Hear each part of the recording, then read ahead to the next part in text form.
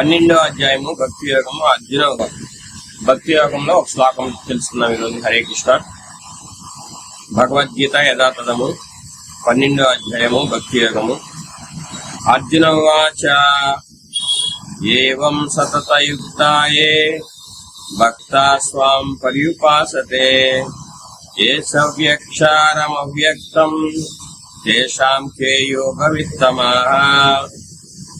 అర్జునుడు ప్రశ్నించెను, నీ భక్తి యొక్క సేవలో సర్వదా యుక్తంగా నెలకొన్న వారు లేదా అవ్యక్తమైన నిరాకార బ్రహ్మమును అర్చించేవారా ఎవ్వరు వీరిలో పరిపూర్ణులుగా భావించబడతారు?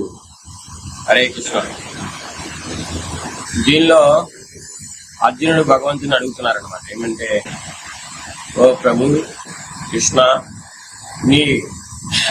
నీ భక్తి యొక్క సేవలో పరిపూర్ణంగా నిమగ్నమై భక్తి యొక్క సేవ చేసే భక్తులు శ్రేష్టమైన వారా? అట్లాగే నీ నిరాకారాన్ని పూజిస్తూ ఉంటారు కొంతమంది, వాళ్ళు శ్రేష్టమైన వారా? ఈ రెండు భక్తుల్లో ఏది అత్యుత్తమైంది అని భగవంతుడిని అడుగుతున్నారనమాట. అర్జునుడు అడుగుతున్నాడు భగవంతుడిని. అర్జునుడు ఏమని అడుగుతున్నారంటే, భక్తి యొక్క సేవలో 3 రకాలు ఉంటాయి. కొంతమంది ఏమో భగవంతుడి యొక్క చిన్మయ రూపాన్ని పూజిస్తూ ఉంటారు, దివ్యమైన రూపంతో ఆకారం ఉన్న భగవంతుని పూజిస్తూ ఉంటారు. కొంతమంది నిరాకారం, ఆకారం లేదు, అన్ని చోట్ల ఆకారం లేకుండా భగవంతుడు జరిపిస్తున్నాడని ఆయనకి ఆకారం లేదని కొంతమంది పూజిస్తూ ఉంటారు. ఇంకో రకం ఉన్నారు. ఇంకో రకము బ్రహ్మజ్యోతి, భగవంతుడు బ్రహ్మజ్యోతి రూపంలో కూడా భగవంతుడు ఉన్నాడు.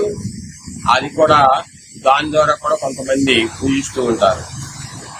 అందువల్ల ఇక్కడ అర్జునుడు భగవంతుని అడుగుతున్నారనమాట. చాలా ప్రశ్నలు అడిగారు భగవంతుడి గురించి తెలుసుకోవాలని.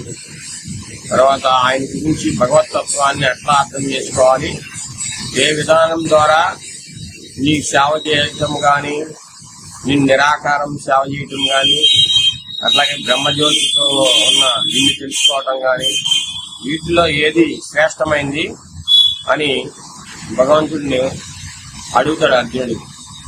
ఆ విషయము ఈ 1వ శ్లోకంలో ఉంటుంది. హరే కృష్ణ.